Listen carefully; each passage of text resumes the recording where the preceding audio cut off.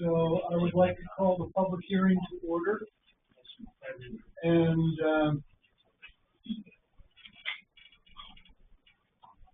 you guys want to tell us about this project? You certainly can. Thank you, board members. My name is Jim Seymour, Civil Engineer and Project Manager with Sebago Technics. With me tonight is Stanley Douglas, the owner of this proposed subdivision. We're here tonight for this 6-dwelling subdivision located off Sebago Road, Route 11. Property contains 7.69 acres. The requirement is 40,000 square feet per dwelling. We provided you calculations with regards to the residential calculations. We're proposing a small private road turning into the property for access to these dwelling units since there's a restriction on access off Route 11. That road will remain private. We've also included at the board's request a future extension should he want to access the remainder of his parcel here in the back. We did host a site walk with the planning board, which went very favorable. The neighbors had no objections. With this plan, it's a long linear parcel, and we are dedicating the piece of land from his other property in a different name to himself to have the density. Being sensitive to neighbors, this green area will be a dedicated wooded no disturbance buffer to protect the neighbors from the other activity that we'd be proposing. The 2 orange boxes are the proposed duplex locations. This here yellow is the existing duplex. Since these have been created within a 5-year window, we have to take it all into account, so it's 6 dwelling units. This blue area here is a small water infiltration area for the runoff from the proposed road. These kind of darker areas are proposed, that's the existing septic system. These are the proposed septic systems. These will be served by private wells, private septic systems, and overhead utilities for the lot. No DP permits are required for the project, and we are asking a waiver of the soils mapping since it's pretty porous soils out here. There's no objections to any of the soil material out here. There are some wetlands on the edges, but again, the underlying soils are very sandy. This is a little bit of a ledgy knoll up in here, but in here it is all very sandy soils, excellent for drainage, etc. With the stormwater, there will be no runoff leaving the property. Everything's infiltrating into the ground, so there's no impact on stormwater. Other than that, we're here tonight to discuss this at public hearing. I understand that the board will have to make a decision on how to assess the fees. We're a little confused by that calculation, so hopefully the board can give us some guidance. And Mr. Douglas is here to provide a check or answer any questions you may have about the buildings themselves. So, okay, thank you.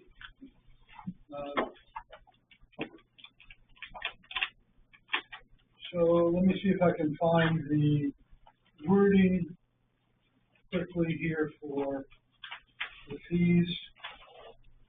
So we can, because it is a either or, and I'd like to be sure that we know what we're doing.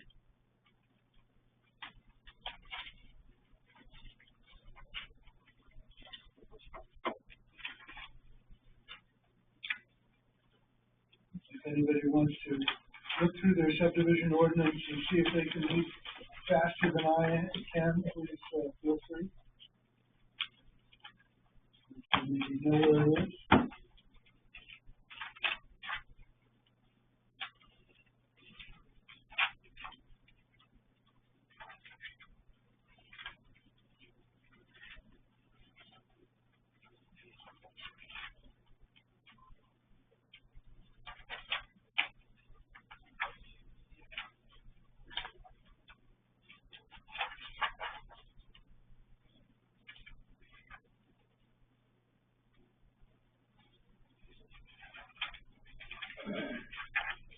Okay,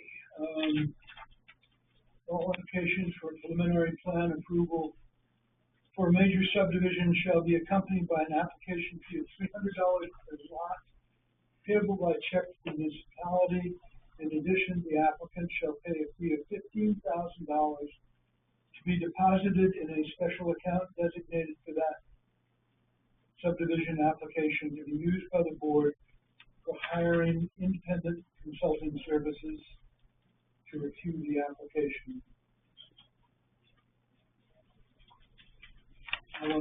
plan, not this. Okay, thank you.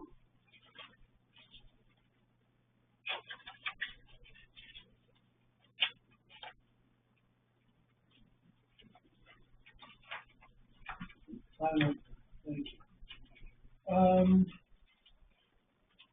All applications for final approval for a major subdivision shall be accompanied by an application fee of $25 per lot or acre, whichever is greater,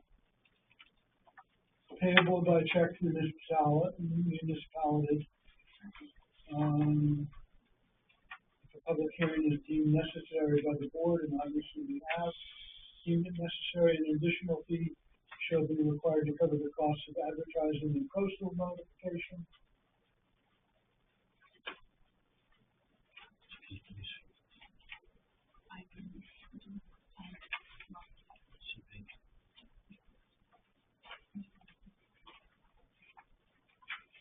Speak up, Mariella, help me out.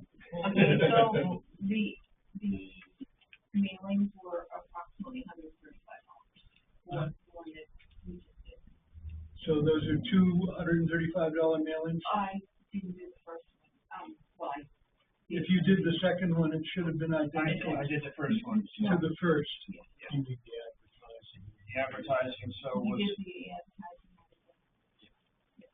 so it's 135 Times two. times 2. Then So whatever that's the, 270 and then whatever the, plus Stamps were. $25 per lot or acre, and how many, I think, acres? Yeah, is what- 7.69 is around, so it's not 200.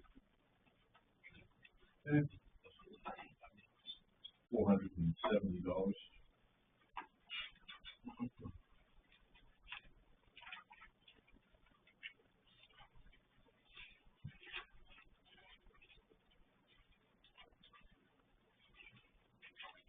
I think we are going to want some sort of a bond or an escrow to cover the infrastructure. We have, what I've seen quickly, we have the right to ask for $15,000 to cover checking your plans. I know that somewhere in here, we are allowed to ask you for, here we go. Deposit with the municipal officers will check the amount of 2% of the estimated costs of the required improvements to pay for the costs of inspection.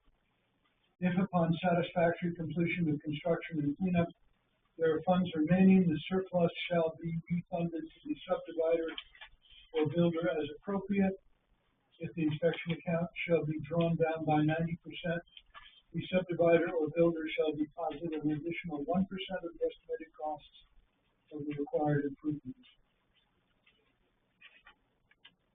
So that, we count on you telling us honestly, what are your estimated costs? And then we want to hold 2%. That would be going to Debbie in here. She's used to doing that. She's done it before for us. And that will be what pays Mr. Whitten.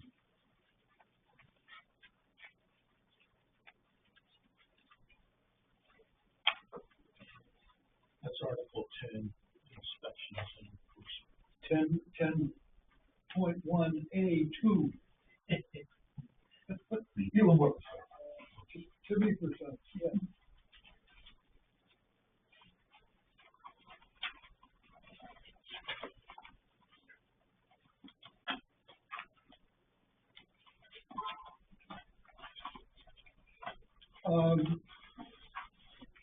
Another thing that I'm concerned about is I looked through your notes and I was looking for something that would indicate that this piece of land will not be physically divided and sold off to different owners. Yes, we did add a note. You did? Yeah. Okay, I didn't see it. No, So it was note number 9. any future creations of any added lot division lines or lots for sale from within the subdivision or addition of any residential dwellings beyond the 6 overall, amended, overall as amended by the plan by the town of Baldwin. Oh, sorry, I'm reading this wrong. I see it now. Any Yeah. dwelling units beyond the 6 overall dwelling units approved will require review and subsequent approval of an amended site plan by the Baldwin plan. Yes, thank you. I do see it now. I was reading the other Plan,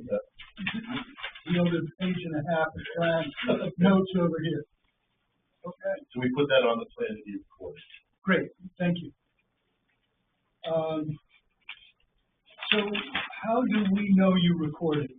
What tells our, code enforcement officer that you recorded this? We provide you a copy with the registry information. Yep. And I believe that prior to you issuing any permits of anything, you would need that document. Right. That's usually the standard operating Yep. procedure by the town, so that's how we operate. Once you sign the plan, we'll record it. We'll bring you back a copy of that recorded plan or a PDF form, whatever you wish to have. And then. Great. We'll be-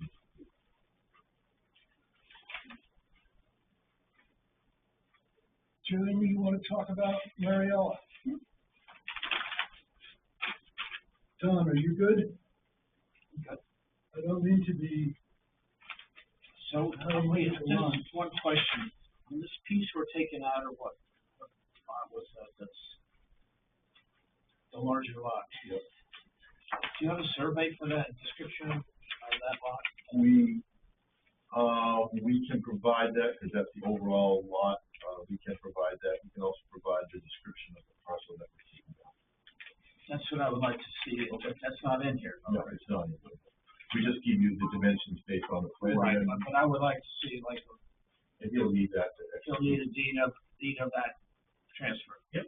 We can provide that. I'd like to see that. Okay.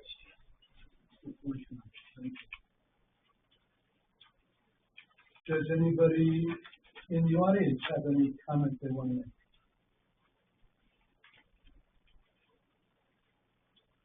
Matt, you want to slow down? Oh. You have anything you want? Okay.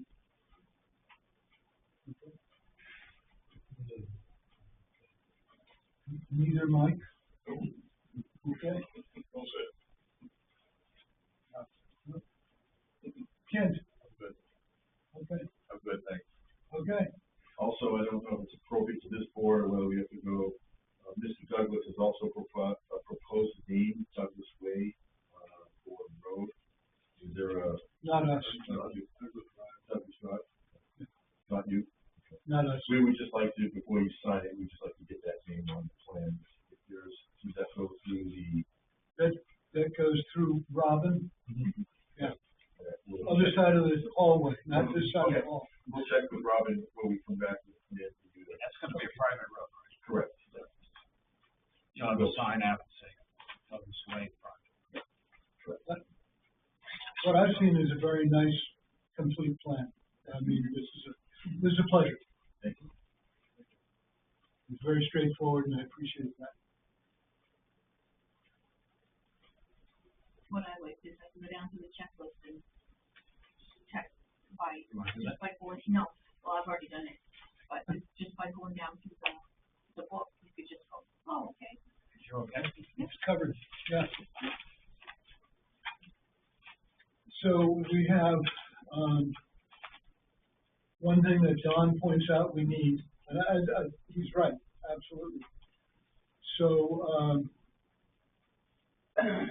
we're not gonna have a vote tonight. You're not gonna get a backhoe on the land anyway. So, if you wanna come back our next meeting, We'll provide you with, we'll make sure we have everything paid up, great, and then we'll also give you an assessment of the infrastructure costs, so you can apply the 2%. yep, And we'll calculate that out for you, but I don't know if you're gonna be approving that amount that we come up with. If you do, we'll give you 2% as well.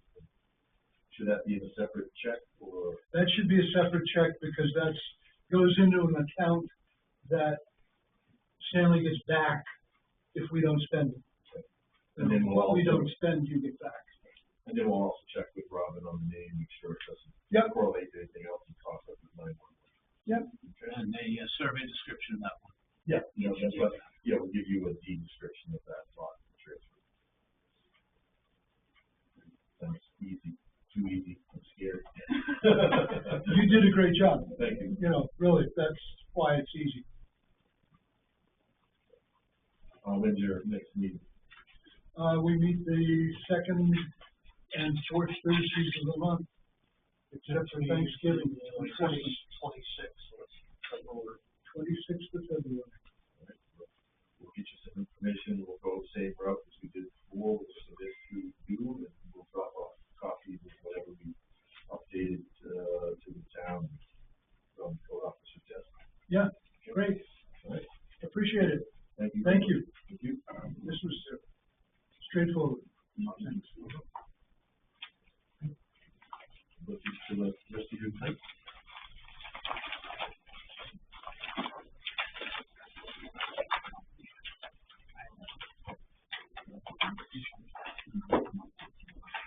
So, housekeeping.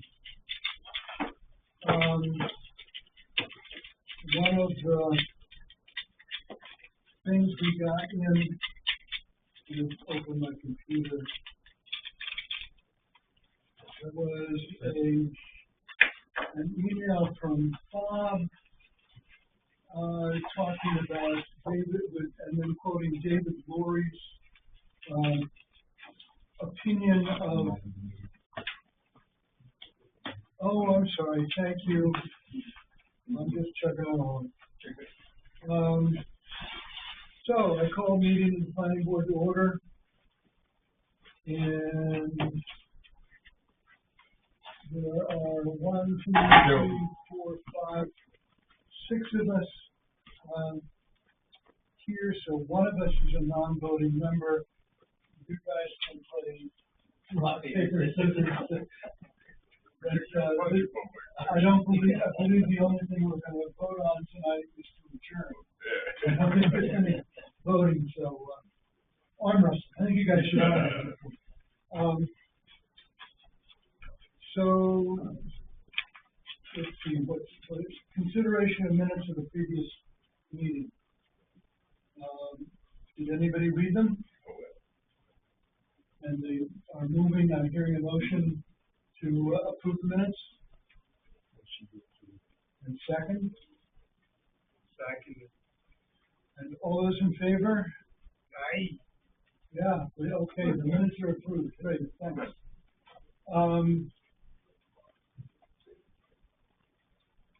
Okay, so we blended in our public hearing with actual planning board business, but that's, I think, okay.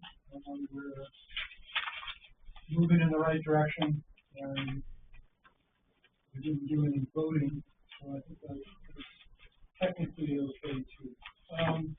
So I wanted to talk about this email from David Lurie, which I forwarded on. I don't know how many people got it, but I'm a little deaf, and I thought I heard in the selectmen's meeting that selectmen thought, Bob, you thought this meant that we had to follow town ordinance, and what I'm reading is we have to follow state law. And so I don't know where we go from there, but I mean, to me, I do not believe it now proper to apply to deny applications for land use approval of affordable housing projects for inconsistency with all the land use ordinances that are now presumed to be preempted. However, any person withstanding to contest a particular development may appeal any decision of the CEO or the planning board to the Board of Appeals and the Superior Court.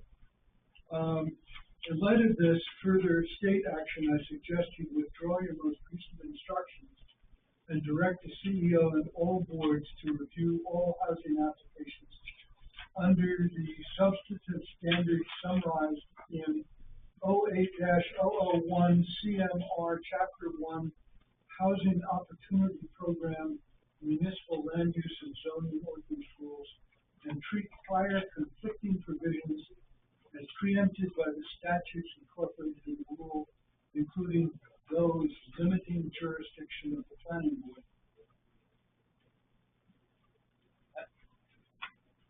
I see this as, it's funny because there was like a two-day reversal against the, Brody got sent scared a little bit, but this is all still about the legislation coming up. This is what he was referring to, so for some reason, he's made that judgment. I'm not a lawyer, Dan. I'm just Right. pretending to understand what he wrote. Yeah, no, it was kind of back and forth, yeah, it took me like 5 reads to, You're smarter than I am. well, I'm still reading. yeah, like I said, it's other,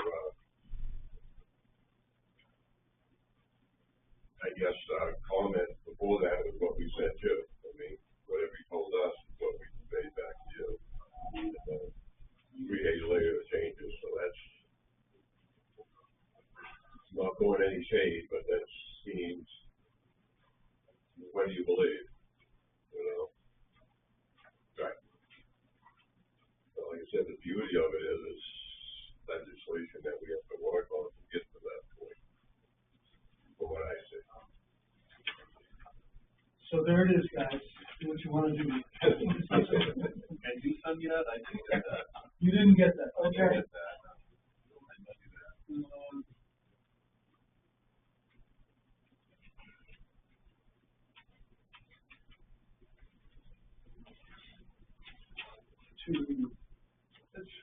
First of all, we'll try Mike.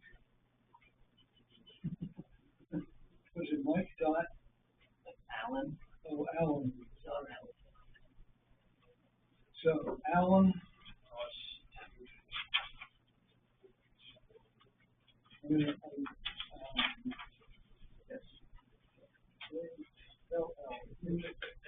N dot ELLIS dot M at Gmail.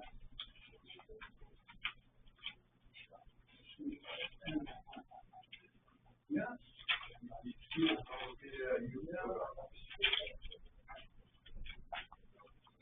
Gotta watch out for my fat fingers. Okay, and then the next one is Baldwin.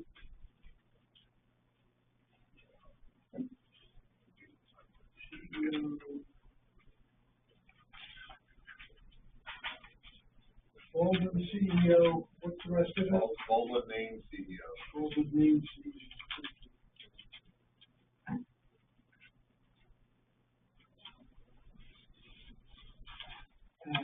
As what?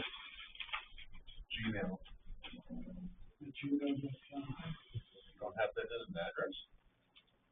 No, because I keep sending stuff to Don Kent and it comes out.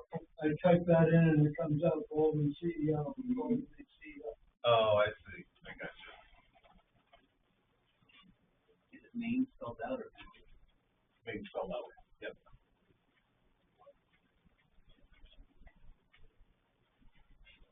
You just read this, right? Yep. Exercise. Yep. So, that from David Laurie was January 24th. And then you followed that up with another email on January 30th that said, I also asked for advice on how to proceed in instances where the town doesn't have an ordinance on a subject covered by a state statute. Have received no reply on that yet. Still have not received any reply on it. Okay.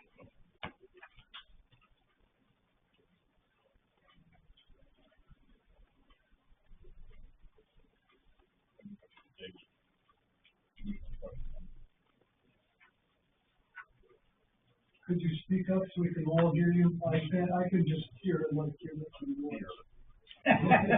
He said that, it was my original question. Yes, I it was. said, yeah, Thank you. yeah. I mean, especially when we are wondering what's going on, it's important to hear everything that's going on. So then we've got a blizzard of memos from, Kent. Sorry. Sorry. And, so what I could send on, I did.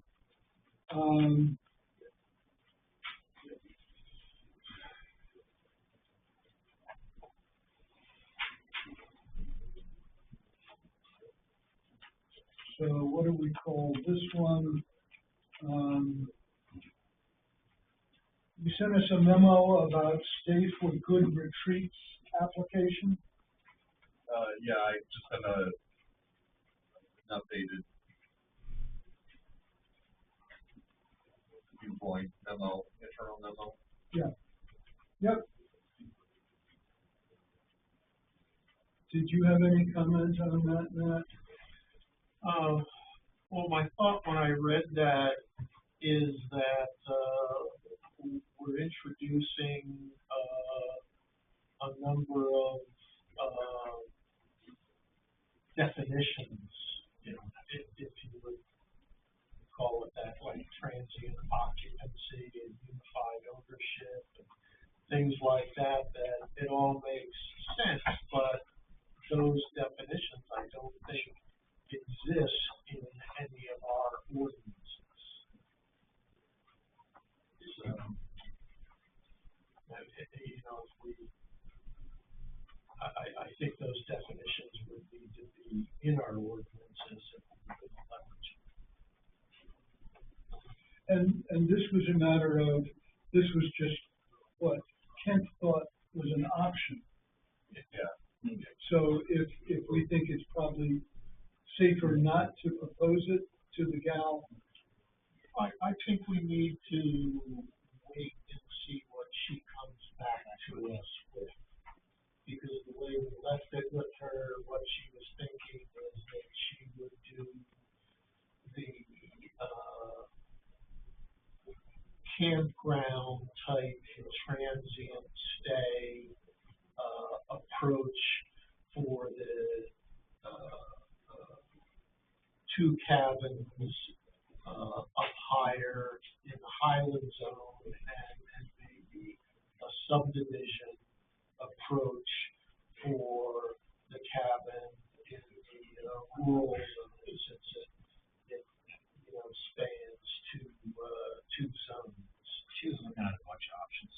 Yeah, and so we really need to see what she decides, I think we gave her some good options, some good thoughts for how to proceed, but we really need to wait and see what she comes back to us with before we would,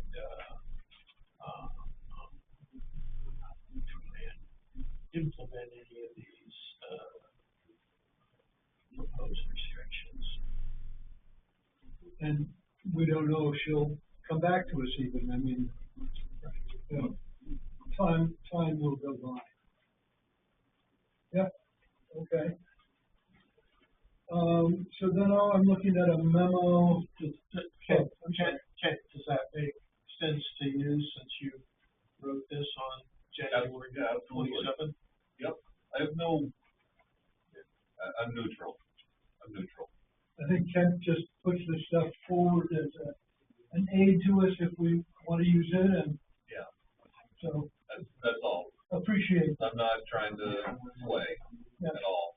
No, we appreciate that. Your town, not mine. And then we have a memo. No. No, come on. You don't get away with that, Kent. It's your Uh-oh. town, not mine. Yes. I'm sorry. I'm part of that. You work and are getting paid here, man. Your skin's in the game. Okay.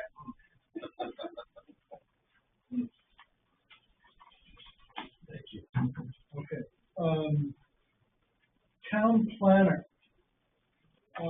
This memo, one of the first things that came to my mind when I saw this is that we have approval from the selectmen, and apparently it's in the budget, I hope it still is, to have a note taker. Somebody who would be taking notes and keeping us organized. And we made a great effort when we got Mike on board. And we're looking for somebody else, you know, and that is, that's what we're looking to spend money on. And I sort of, I said, well, you know, town planner is wonderful. I know Brownfield has one, or did when I went up there and was poking around the town office several years ago, many years ago. So I don't know how people would feel if they heard we're looking at a town planner. I mean, I don't know what the political reality of a town planner is.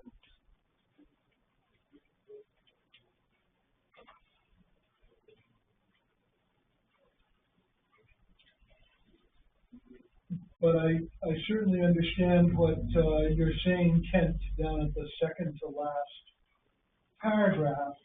I'm already working in that space informally just by the nature of the CEO job.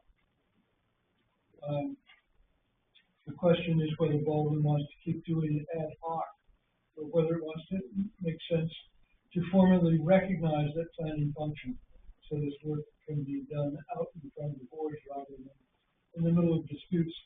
I think Baldwin has usually done things ad hoc. I mean, that seems to be the style.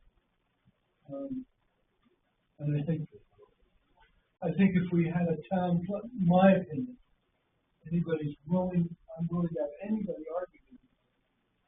My opinion is that people would feel that we've gone out and done something splendiferous.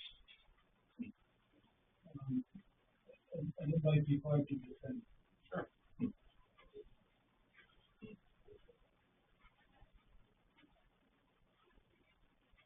I have no problem just getting recommendations if that's what you want. That's yeah. I mean, I really, yeah. Thank you. I think that it presents an opportunity, really, for the planning board to work more proactively with Kent in trying to get out in front of some of these issues where the typical approach is what we're doing now, you know, we're behind the curve on updating all of our ordinances for the landslide of legislation that's coming out of Augusta on 2003 and 1829. And then when we decide that we have to do something about it, we generally call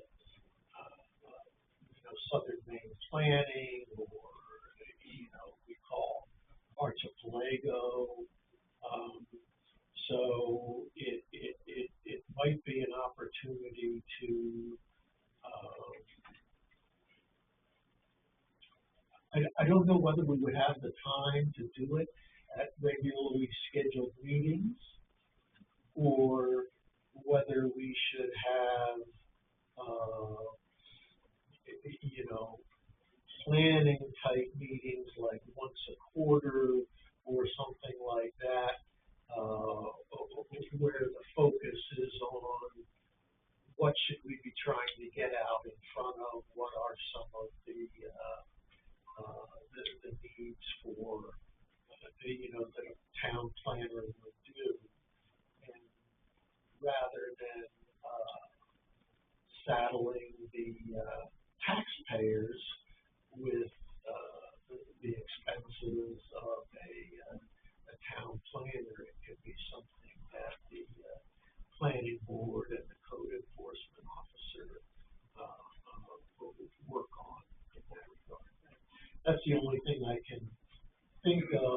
try and, piggyback on the idea that Kent has presented. It's amazing, I had the same thought yesterday, just going on with the life. Great, if we could have like workshops where planning board could actually sit down and work, take a look at what we did with the comprehensive plan, see how that fits in with the ordinance and where it fits in with possible future development of this town. I mean, it's like if we could have a whole day session just talking about this, maybe something we could do in a workshop type format. I don't know if that would be possible, but I think it would be really beneficial if we could spend all the time looking at that. I would like to see take Saturday and just do it and make it open to the public. They want to attend, but have it up front. Let's talk about it. There's a lot of issues out there. We've dealt with a lot of stuff in that on the Congress. And I can see things coming down the road that we really need to do. They haven't really dealt with it all. So that's my suggestion. We take it that far. We work together as a team. CEO, ourselves, we all have knowledge of what could happen and what we did with the companies.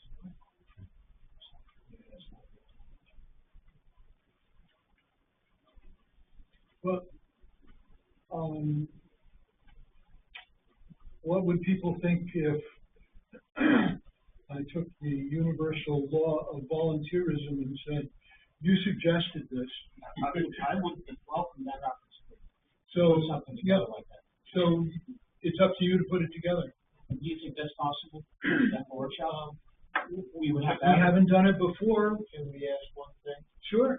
What do the selectmen think? What would you like, what? I couldn't hear you because you were mumbling. What would work for you? I was stuttering, not mumbling.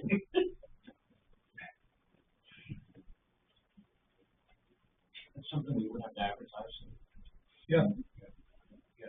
Get the town involved. Yeah, I think it's a good idea. we could have an workshop back. It could be a half a day or almost a day. It depends on what it goes, right? We could get into some really deep discussions. Yeah. Which, I don't see doing at our normal planning board meetings where we normally have new business, old business. We have Right. this will go offline. We go where it goes. Yep. Right? See what goes. All right. So I'd suggest Something we want to do soon. let's pick a date and say April or May. May, I think. I mean, Let's do it while you're still chair. Where's he at?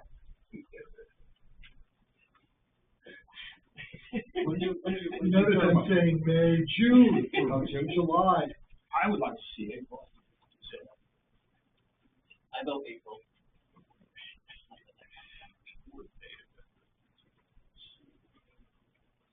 So see what you can put together for topics.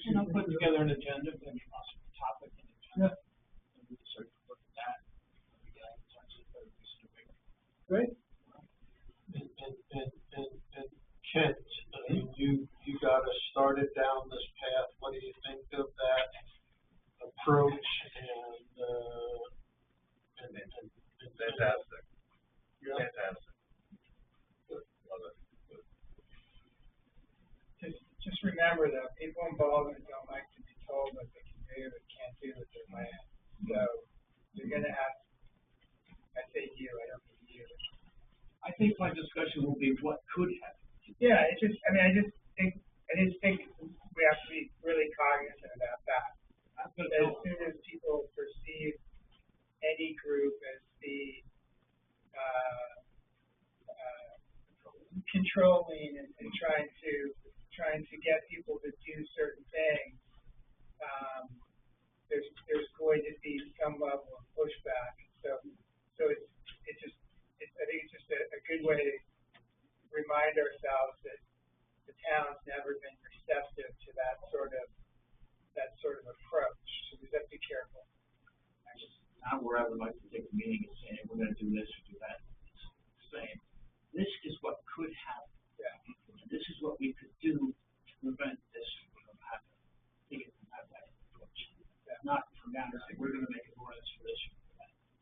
we Yeah, can discuss later on. I just wanted to say it out loud, that, you know. Yeah, I was thinking, it's a good point.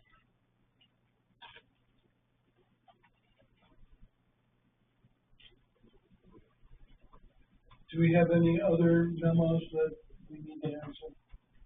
Yeah.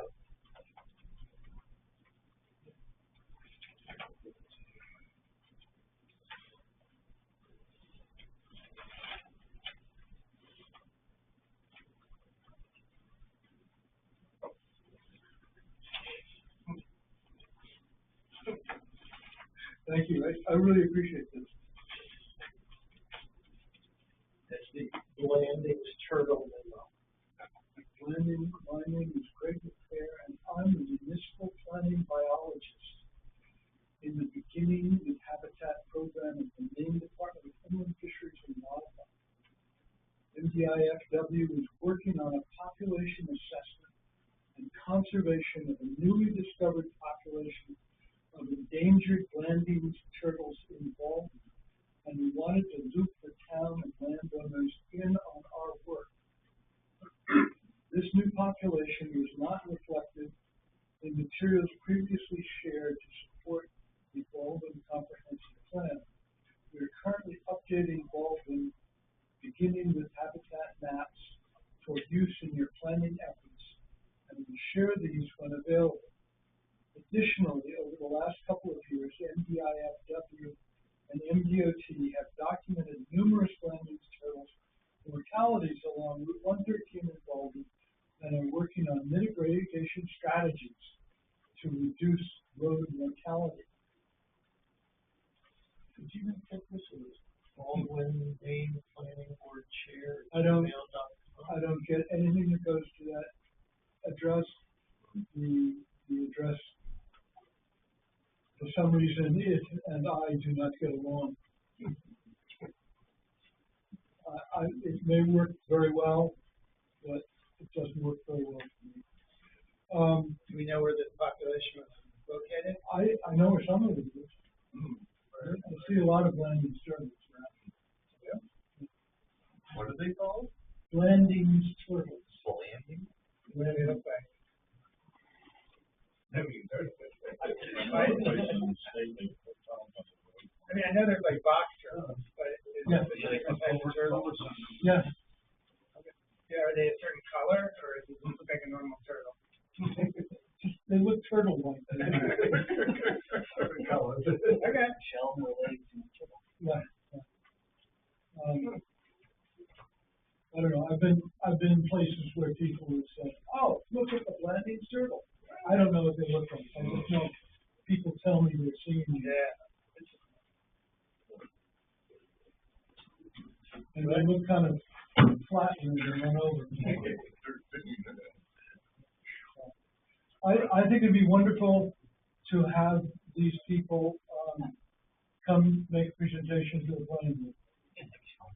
What's their study stuff? What? Aren't they doing a study or something? They're trying to figure out where they are, but they want the opportunity to make a big noise and tell people about them. That's fine.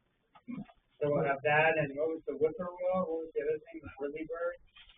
The Whirly begonia?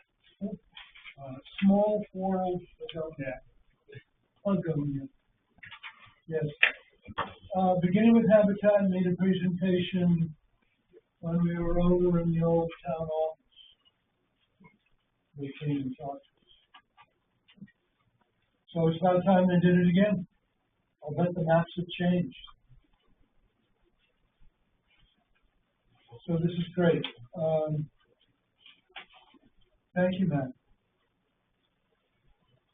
How did you get a hold of it? Did you just crack my email or something? No, they stick me in frickin' PTD.net. I don't know where, I rarely use that anymore, but I still get stuff, so I don't know where they pick that up for me.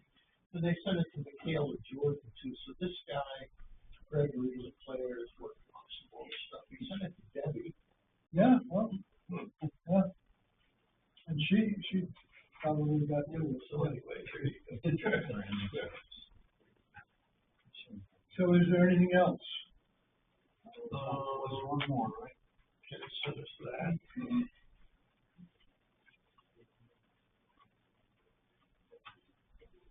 The road access to Bishop Delicio Lane.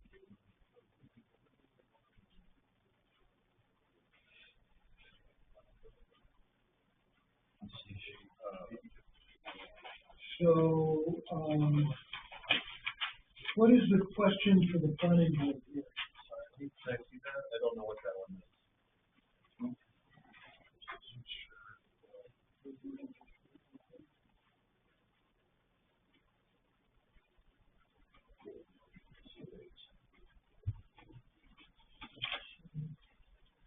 You can just tell us you don't want to look at.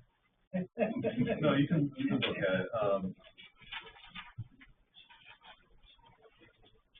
I didn't want to comment too much because I've got something going on up there. Yeah. Do you want anything from the planning board about it? No, it's just a memo about it. Okay, Just let you know that I'm working on thank you, something up there. thank you. That's about all I can say. Good luck. Yeah, good luck with it. This, And I'll keep everybody informed, obviously. this is the problem that when something goes wrong with the CEO supervised stop, it comes back and bites you for years.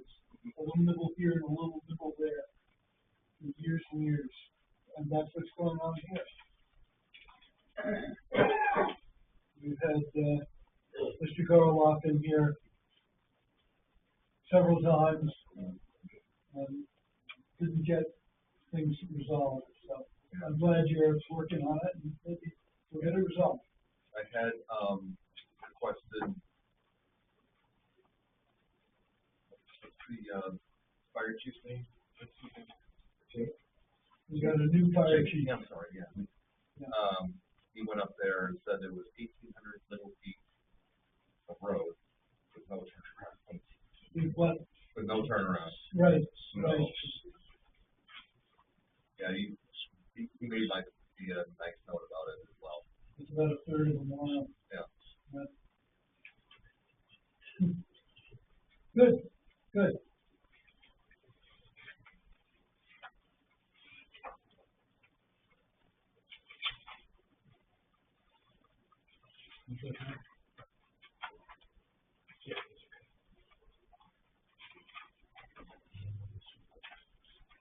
Shoreland zoning district structure required corrections for compliance.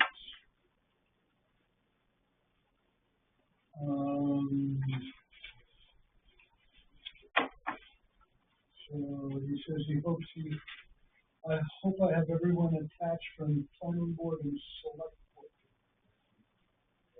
As you are all aware, the town has been dealing for some time with inconsistencies in how portions of the shoreline zone, particularly areas currently identified as resource protection, are mapped and applied.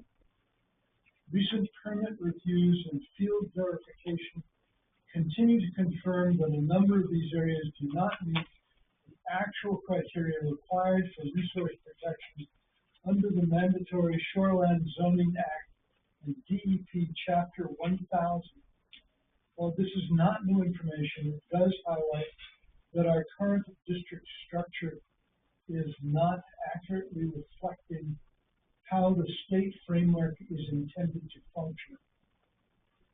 The core issue is that the shoreline zone cannot realistically operate with large areas effectively defaulting to resource protection where the required criteria are not present. Where those criteria are absent, the ordinance must instead provide appropriate districts that allow regulation consistent with state standards. For that reason, the attached Shoreline Zoning Chapter 1000 Integration and District Clarification Amendments are intended to formally establish and apply the corrected district structures within the shoreline zone, specifically resource protection, RP, where the Chapter 1000 criteria are actually met, stream protection, SP, where applicable, limited residential, LR, for shoreland areas suitable for residential use, light commercial, LC, where appropriate, general development, GD, in areas where existing or intended development supports it. The purpose of this change is not to reduce environmental protections, but to ensure that the ordinance reflects the district framework required by state law, and that parcels are regulated according to their actual conditions rather than legacy mapping. Continuing under the current structure creates ongoing risks in terms of inconsistent permitting decisions, appeals, and potential compliance concerns. Establishing the proper districts will provide a clearer, more defensible foundation for both enforcement and future development review. Given the scope of parcels potentially affected, I recommend that the planning board begin formal review of these amendments so they can be refined and submitted to DEP for their review as part of the shoreland compliance process. And Kent continues, I am available to provide parcel level examples or a comparison between current mapping and Chapter 1000 criteria to assist with that review. This has been assigned to you. I think, Kent, you weren't here, before you were here. We had received the revised proposed map from March Pello with their recommended changes for the ordinance. And I made a presentation making a comparison with the National Wetlands Inventory map and did some overlays, and it came down to a point where the issue is we're could be opening up a lot of land that's in the resource protection area for development. And as we were talking about in that presentation, it becomes up to property owners to evaluate their own sites to see if they all have certain criteria that needs to be mitigated or addressed. And it takes it away from a more broader approach, which is our existing shoreline protection. What was proposed to us is the minimum protection that the state would permit. That was what's on that map. It's protecting water bodies and protecting certain streams. It doesn't protect all wetlands. The state of Maine says that forested wetlands are not wetlands. Therefore, they do not have to be considered or protected. And I think that's something that Maine has adopted. But if you go into the EPA and the Army Corps of Engineers, Fish and Wildlife, they all recognize forested wetlands as wetlands.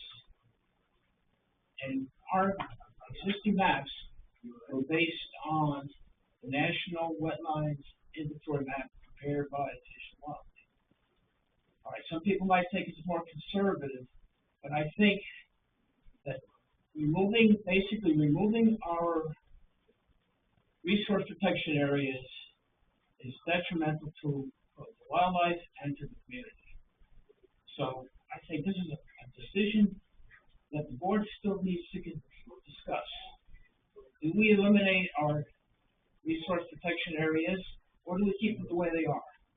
If we keep the map the way it is, yeah, there are certain things in the ordinance that do need to be fixed, and we can fix that. But I think my opinion is we keep the map the way it is, and we address the ordinance itself. This is a discussion that the board members have to continue. We've had a couple meetings on it, and I think my opinion is very clear as to what I think about it. And I think it's very important that we keep protect our resource protected areas. Anyway, it's a discussion opinions. I think I'd like to continue the discussion with the board and get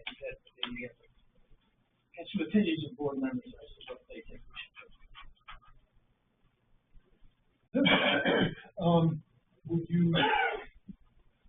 Would you like to come to our next meeting? Could you come to our next meeting and explain the map situation to us? Sure. And maybe point out what you think should be done to our ordinance? I did it once, but I can do it again, yes. Well, I think when you did it, it was quite a while ago. Yeah, I don't think you were there. Well, that's why I don't remember it. Yeah, you weren't there. That would make sense. Yeah, that would make sense. But I would gladly do it. Okay, because I can't give guidance, I mean, Right. unless you want to tell us, what do you think we should do at this point? I just don't think we should keep our map the way it is and just ordinances. So how about coming in to the next meeting with the adjustments to the ordinance that you think are appropriate? I could do that. I could walk through it again to show how our resource, our source protection map was prepared. Yep. Basis for that. Yep. That's important to know. Okay. It goes all the way back to Fisher, like national work inventory. That makes inventory. Yep. And I'll go through that presentation again, bring you up to speed, bring up Ken up to speed. Yep. And we'll all be on the same page, at least what I'm thinking. Okay? Sure. Great. Thank you. Yeah, I can do that. Really, what happens is you start taking away the resource protected areas, it's opening that land up for development. And I think that's contrary to what the comprehensive plan is. The comprehensive plan actually, refers to our existing shoreline protection map. Well, one of the things I did to prepare myself for tonight, and for you saying that sort of thing, when I have a question, I've learned from my juniors to go to Google and ask the question.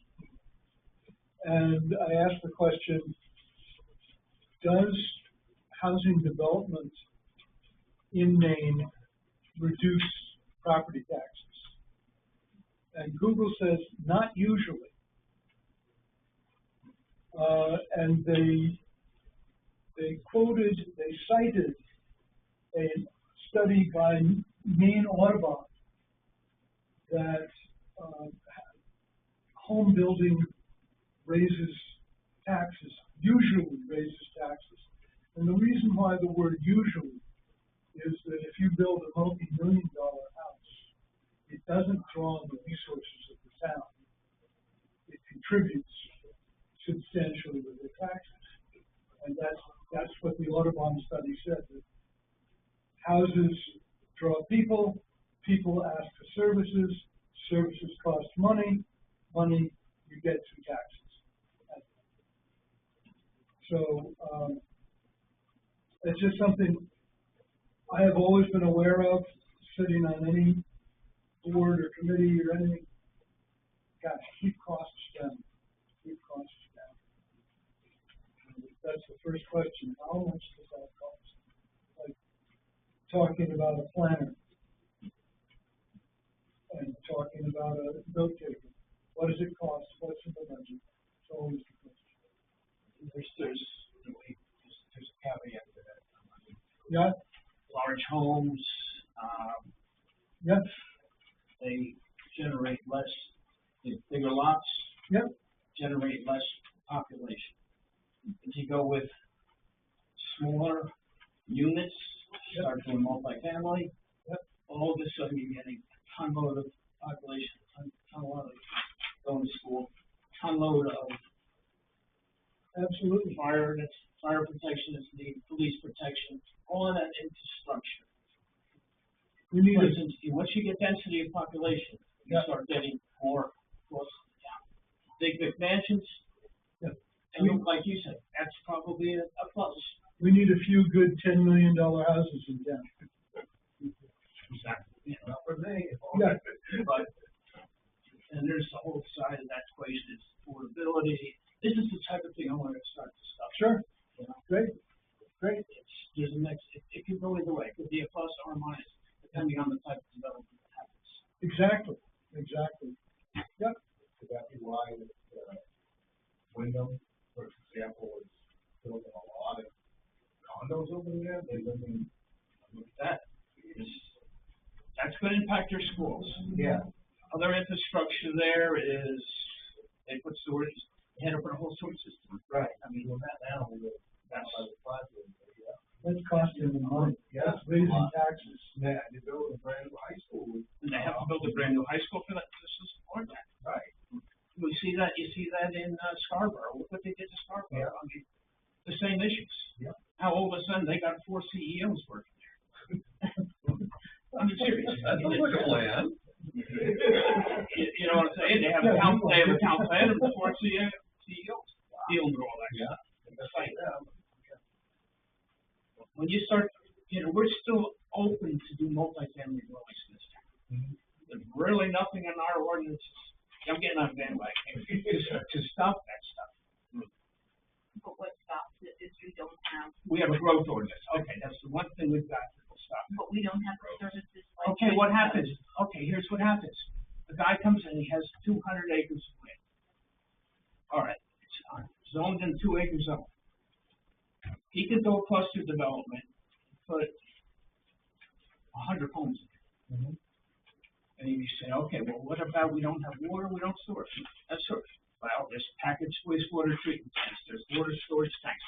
There's all sorts of ways of putting those type of infrastructures right in that same development. I've done it for years. I've worked on this game for 50 years. I know it. I know what happens. We are located between Freiburg and Portland. The traffic that comes down 113 every day, people would love to cut that distance in half by moving here. It's gonna happen. Oh, yeah. It's gonna happen. Are we ready for it? I don't think so.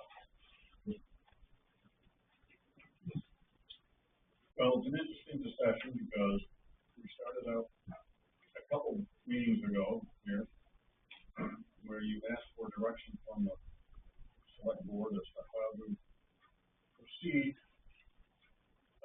whether to go with following state law or following our ordinance. Absolutely. And we told you to follow our ordinances, until we got forced into court. That's where we left it. And then, we got the guidance on the new law that comes into effect for us next year in June.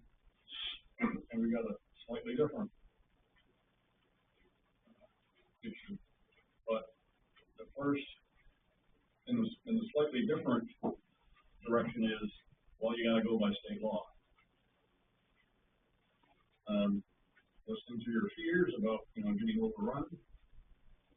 If we continue on with the guidance, which a lawyer provided, which is we will go in accordance with state law, that'll be 2003, tiny homes, use. But that's very liberal. There's no limit on that. And the revisions that we had presented to the town, I don't know, a year and a half ago, put some pretty good limits on it. I thought it limited it as best we can as a town. And one of the things you committed to a couple of weeks ago was that you would do something to start moving us toward coming into compliance because you felt very uncomfortable with being out of compliance with state law. So what I want to ask you is, what are you doing? Are we going to wait till April to start talking about this and, having little kumbaya meetings, or are you going to start organizing and trying to get the ordinances updated?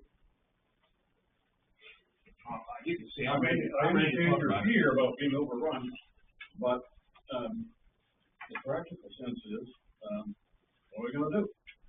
Between now and a year and a half, when you get some kind of consensus on your still working group, a lot can happen. So one of the problems, Bob, is that, in our experience, when we present something to the town and the town votes it down, they don't, like to see it back in front of them again. Yeah. And, so it's a a delicate dance before we put something else in front of the town. And yes, it may be at the last minute, because, people have to learn what the problems are. We have to come closer to the cliff edge for people to realize it's there. I mean, that's my reality. That's what I see. Don't put something in front of the town. To address the problem they voted down before. We're gonna vote it down again. It's gonna become harder and harder every time. And people don't move until they see the danger. They don't. Well, but to Bob's point, I think we should put it on the agenda, and let folks know that we're gonna have, we do need to start having discussions about, if we're gonna put a new ordinance in front of the town, to deal with these things or not. So I think we should put it on the agenda. I think we should have a public hearing, if people want to give input, which I don't think anybody's going to show up, but at the very least, start the process off. So. Sure. I'm telling everybody that comes through the door, start to come to meetings. Didn't work good today. No, it didn't.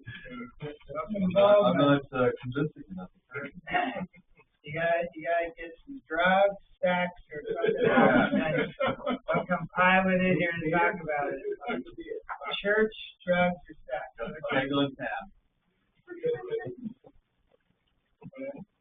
I mean, I don't need to put it all on the planning board. I think the select board can, play a important role in supporting it.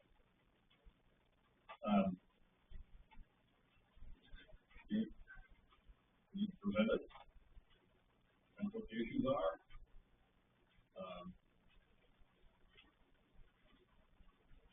Some people don't gonna like it, some people might. I've heard both sides of it, quite honestly, from the public. I think it kind of slowed down because we called Southern Maine Planning, blah, blah, blah. And we were going to talk to Michaela. She wasn't there. She moved on. So I think we got stopped when that was the person who we thought was going to help us. She's not there anymore. You know, I've asked them who they would have to help us. And, I'm not sure that they've assigned us anybody yet. They've got a piece of information, but, I've been talking to them about helping us have some, tools for the code enforcement, the planning board, for graphics, information systems. And, you're trying to help me get some data files and stuff to put out. To help with things like shoreline zoning, overall town zoning, comprehensive plan. Mapping is going to be a great asset. Yeah, I don't know, I think it is, but other people might go in. Oh, I definitely. So maybe that's really the next step is who's going to help us do it. Because I think that, now that we're talking about it, I think that was kind of, we stopped once Michaela wasn't there. She was the one who's going to help us. Yeah. Bob did what he said he was gonna do, and he sent us all out the statement of need to update Baldwin's ordinances that was dated 17 November 23. It actually led to, revision of the land use ordinance, which was then, shut down by the town at the public meeting. So I think you sent this out to us with the idea of A good start. updating it and sending it out again. And we talked about, certainly seeing if Southern Maine could help us, but we had a discussion about who else was out there that might be able to, does Archie Palago do things like this, or are there other consulting resources out there that can help us? So why don't we, plan on finalizing the statement of work at the next meeting? And then, you know, with an eye trying to figure out who's gonna help us, and then put it on the minutes, that we're gonna talk about it, and then do a public hearing, and that just like gets us moving. Could we look over, Michaela's work and see if is there anybody here who was willing to look over Michaela's work and see if we can maybe bring it into being something more acceptable? I think the work that the team did, I mean, with going to the final implementation plan, we had those charts at the end of the whole comprehensive plan, really focusing on a lot of issues that we should be looking at. I think that could be a starting point, is to take a look at the end of the comprehensive plan, see what those that I'm talking about, action items, things that we need to work on. I mean, we're looking at needing to write ordinance revision.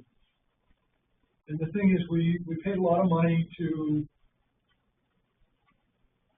Southern Maine Regional Planning in support of Michaela doing that work. The work was objected to, and basically the people objecting were objecting to state law, as far as I know. But can we somehow take that ordinance as the base of a new ordinance? Maybe we can make it more acceptable to cut down on, you know, why go back to step zero when and spend a lot of money all over again. But maybe what we could do is use what we've already got.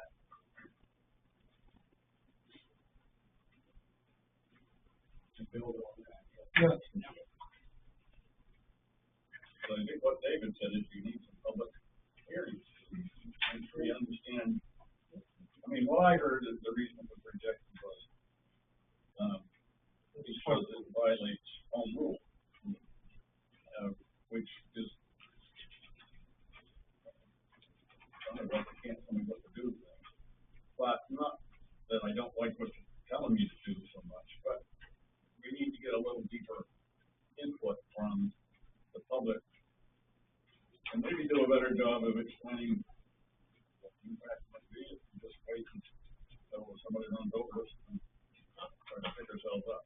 I'm not clear on what we would, what the agenda would be, or what we would present at any kind of a public hearing at this point.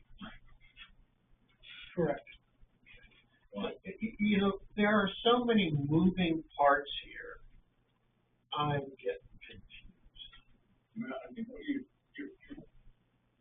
looking too far down the road, and what I've just heard is people are afraid of what might hit them tomorrow and the impact on the town. Now, as Dale is well pointed out, the next phase doesn't come into effect until next summer. Well, let's not worry too much about that right now, and do what we need to get in compliance with the law now. I think what I was sympathizing with Matt about was normally when we've had public hearings, it's been that we are saying, this is what we propose to you to approve or disapprove. And it's hard enough to get people to come to those meetings. If we come and say, we're writing something which we then down the road will come to you and say, you approve or disapprove. I think our experience is that we will get nobody. We might get one or two, you know, we might get more people if we're saying, this is what we propose doing. I'd like to get something and not the exact same thing we had gotta change it. We gotta tell the people in the town, we looked at it, we've worked on it, we've changed it, we hope you like it. I didn't know what to change. Well, you just told us. You just told us. Take out the words home rule everywhere you can. Well, I think there's like 20, 30 decisions in there that either make it stricter or you make it greater. And those are the conversations we have to have with people, like, because if it's just we don't like it because it's the state telling us what to do, we don't need to have a conversation about that, but it is what it is. And I think this new guidance is helpful because it says, well, if you don't do anything, the state's just gonna take over completely. That's what I read it. So I think we have to make sure people understand that, like, we have an opportunity here to make some choices. And here are the 20 levers, size, I focus on size because that was nice. But there's a bunch of different options we have. And I don't remember what those options are. So, like, we might need to wait till we get somebody to help us so they can tell us what the options are. And then, as the public hearing, we can talk about those options and see if people prefer the stricter or the lesser. So what you're talking about is not somebody to rewrite the ordinance, proposed ordinance, but somebody to dissect what we've got and tell us what the structure of this ordinance is that we can manipulate. Well, those were the discussions we had with Michaela. I mean, like, she'd say, you can do this, you can do that. And we'd say, oh, we want to do this. And so I think we have to have somebody come back in and remind us what those levers were, those choices. Yep. And then have a public hearing about what the choices are and see if people coalesce around a particular approach. And then change it based on those public hearings and then propose it to the town. Okay. And what I would like to see is to make it as strict as we can, to keep it as compact and isolated as we can, and pitch it to the town as we're making this as strict as we can, but if we don't pass it, then you get something that is way worse in terms of strictness, if that's their level. So that's what I'd like to see happen, but I don't know what the levers are and the choices, I don't know what Sure. they are. So. Okay, well, I'll see what I can do. My only choice that I know how to do with it all is Southern Maine Regional Planning and Development. Right, but that's why we have the statement of work and we put it on. Isn't this the same thing? Yeah, and to try and tie some things together here, we have the land use ordinance and the compliance of the land use ordinance with LD 2003, LD 1530 at the present time, and 12 months from now or so, LD 1829. And in that regard of the land use ordinance, we've already got from Kent proposed amendments to the land use ordinance that he sent out, where he was trying to solve some of these issues. And then, in fact, what we did in 2023, it wasn't just the land use ordinance, it included the shoreland zoning ordinance. And now we've got another avenue of work that we're talking about with the shoreline zoning ordinance, where Don's gonna present to us again. So what we it seems like what we need to do is to clarify what the issues and options are for the land use ordinance, clarify what the issues and options are for the shoreline zoning ordinance, incorporate that into a statement of work. Once we know what we're trying to do and what we're going to ask somebody to help us with, and while we're looking for somebody to give us some bids on that might be a good time to have a public hearing where we tell people, just like when we started out on the comprehensive plan, we told people this is going to be the comprehensive planning process, this is what we're going to be doing, what do people want to see, what are their priorities, what are their needs, and we could do the same thing. It's basically telling the town, we have all of these options in front of us and pressures from the state, and we have to update our ordinances. And we're letting the town know that we're going to be working on these ordinances. And if that does nothing else, it lets them know what's happening. Because the last time we did this, when they found out about it, when we had the special town meeting where it was shot down. So, this is the old thing, tell them what you want to do, tell them what you're doing, and then, tell them what you did and see if they approve it. And before, we only told them what we did. This time, we,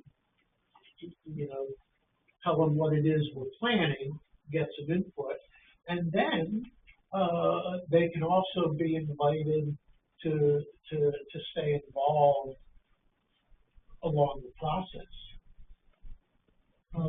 Did that make sense? We need to be more transparent. Absolutely.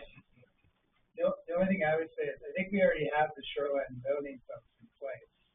Like it's the architect, Mike Morris. Mike Morris is already in place with the shoreline zoning. So I think we have that already in place. We don't need somebody new for that. I mean, he's waiting for us to tell. Well, I don't think he's waiting for us to do anything. But where I thought we left that conversation last time was the town, whomever's going to speak on behalf of the town, to tell him how to manipulate the data in a way that results in what the town wants. And he manipulated the data in the way the selectmen asked, and that may be the right way, maybe the wrong way, but I think that's what you were saying in terms of there is a decision to be made about how we do this. Right. We see two different approaches. One is a very conservative approach where we protect our resources. Another one is we don't have any more resources. Right. I mean, so there's some middle ground. Right. But he's the guy. But he's the guy he's going to implement. Yeah. That's right. Well, I think that we want to go back to Archipelago and say, we're still discussing this. And oh, by the way, here's a statement of work that includes some of what you're already doing for us on shoreland zoning. Do you have the capability to work on our land use ordinance for us too? I think that'd be great. That'd be good. Reasonable price.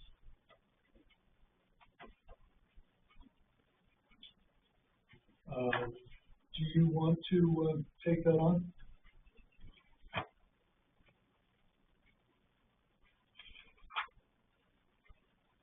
I will try to, I will take this statement of need from 17 November 23 and I'll update it for some of the things we've been talking about tonight and bring it back to the next planning board meeting so everybody can weigh in. Good. Okay? Yeah. I'll do that. One question I have is this memo that the selectmen signed on January 2026. Does that need to be adapted, revised, or rescinded, or anything, given that what the town lawyer told us seems to... Now, why would he have agreed to this and say that, That's where Dale started. you know... Circle way back to the day of the meeting. You know, he's obviously changed his freaking mind. And based on what he said and what Dale said, that then this direction to the planning board is no longer valid. One thing that I'll tell you is I'm not signing a different letter. Because you have things that you have to do, the code enforcement officer, the planning board has to do things that come before it, and you need some guidance. And to just say it goes back to the state, which has all kinds of options available, what do you take? Which option do you take? At least we have ordinances now to tell you what you need to do, and if need be, you'll get run over, right? Maybe it'll give you some impetus to get going and get things sorted out and get our ordinances in line with state law. But my advice would be implement our ordinances are written and work as hard as you can to get them updated. But what it said was, you individually are not liable. Bob, while we're on that topic, I had one other thought, and it's kind of for you and Don Sharp. How much does this GIS mapping and request for proposals and the insight that that tool would give us impact the initiative or the work that needs to be done to update our ordinances? How do those two play together? I don't know how much it might impact, but it might have a big impact. It's more the implementation of the ordinances that come into play. It gives you a base to look at for existing conditions. You know, it's one thing to stand in front of an audience and say, here's our shoreline zoning map here, which has a lot of green and blue stuff on it. And then here's the shoreline zoning ordinance with your lots on it. And now you can see and you can zoom in as to what that means for your property as an individual. And here's the proposed one, and here's the overlays that we have for town zoning, growth areas. Overlaid on top of the property. I mean, if somebody comes in looking at a fine piece of property, they could even use it to get a good But what that does, how that impacts people voting, I don't know. How it impacts you as a board, I would hope it would be helpful. That's kind of why we're asking for it. Have we gotten any responses to this RFP? Yeah. Who responded? CAI Tech, which did the Parsons order one, and they do a lot of town GIS mapping. Company in on the West Coast, and somebody else, I'm not sure if they're from. They sent in a cost proposal. I think it was Virginia, Florida, and California. When's our next town meeting, a regular town meeting? Do you have an exact September date? Saturday, we got one, see how, and we go to school dates and stuff. Because I'm thinking that's not very far off, and, we really like to get the work done in order to submit it to a regular town meeting. That's the way we always used to put ordinances in front of a regular town meeting rather than a special town meeting, so that, and you put it at the end of the agenda, at the end of the day, so people stay, people pay attention and deal with it. Well, just like they did with the comprehensive plan. That wasn't at a regular town meeting. That's my point. It was. It was? Yeah. Yeah? Okay. The moderator. Everybody did a good couldn't, job. everybody couldn't wait until we got to Felt the, like- felt like- article on the, comprehensive plan. Yeah.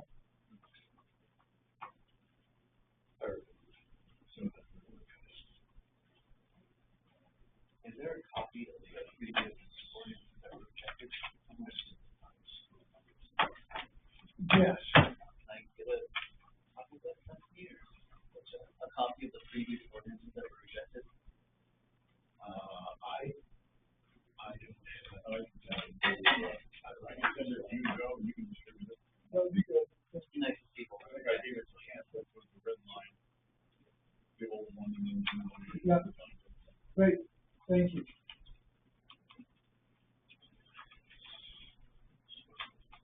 Is there anything else to come before the meeting? Move to adjourn. Second. All those in favor of adjourning? We're adjourned. Thank you all very much.